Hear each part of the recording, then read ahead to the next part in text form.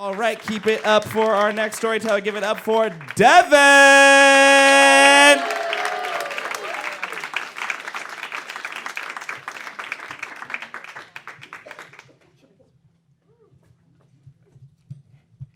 Hi, everyone.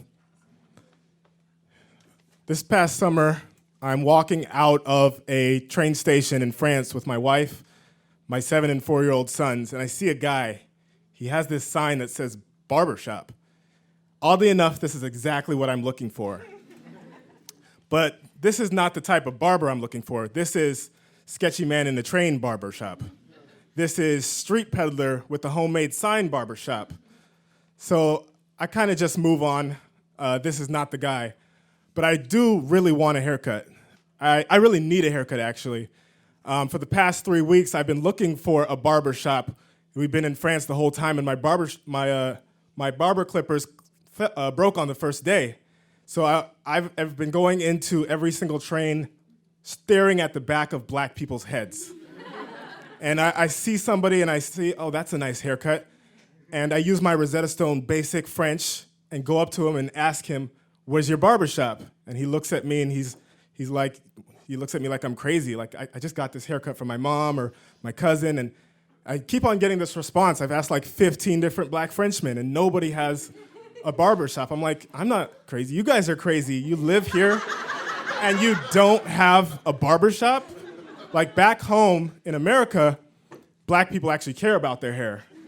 I've just recently heard about this kid in 2nd grade at my son's school who was clowning on his friend because he said he had the McDonald's arches for edges.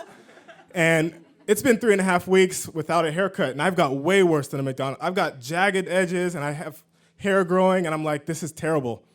And I couldn't find anybody who knew, so I did the next best thing, and I started DMing celebrities. So I started off with the rappers, the actors.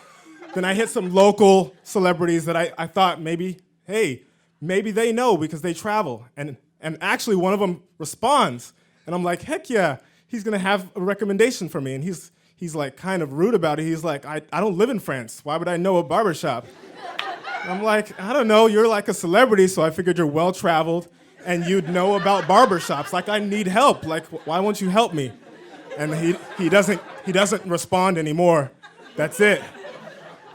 So now I'm thinking that maybe that guy at the train station isn't so sketchy after all. Maybe that's just how it's done here. So I tell my wife, I kind of want to go back. Like, I think it'll be all right. And she's like, okay. And we go back, and I ask him, like, what's the name of the barbershop so I can look it up? And he's like, it has no name. I'm like, oh, okay. And then I'm like, okay, well, what's the address so I can, find out where it is? He's like, it has no address.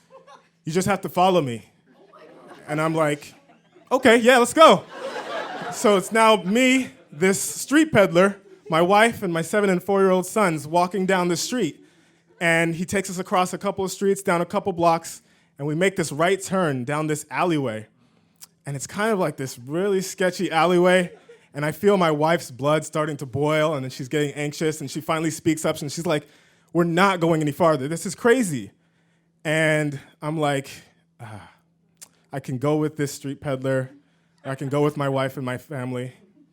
I think I'll go with this street peddler.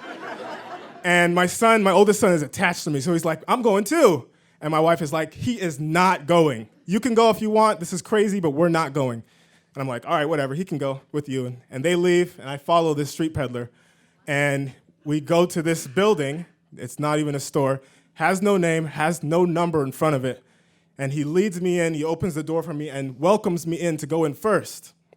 And he starts leading me up this staircase. And it hits me like, oh, crap.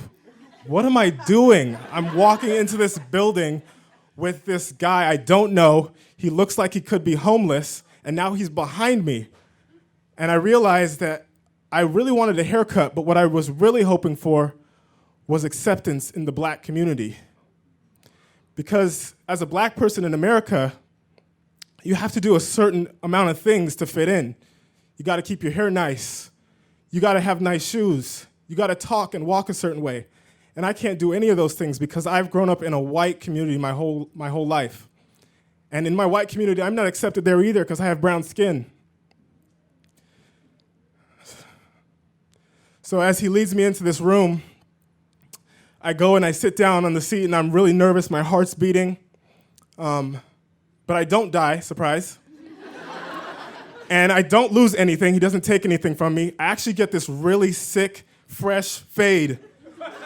And I'm like, I go and I'm like, as I'm leaving, I'm like, yes, I have this opportunity. An opportunity to tell my wife, see, I told you so. I knew everything was gonna be fine. But everything isn't fine.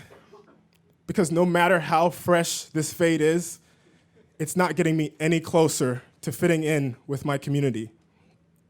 And I realized that I wanted a haircut, but what I really wanted was to find a community, people who are gonna accept me with whatever skin color I have, with however jagged my hair is. I wanted a community of people who were gonna accept me for who I am, and a place where I could feel like I was at home. Thank you.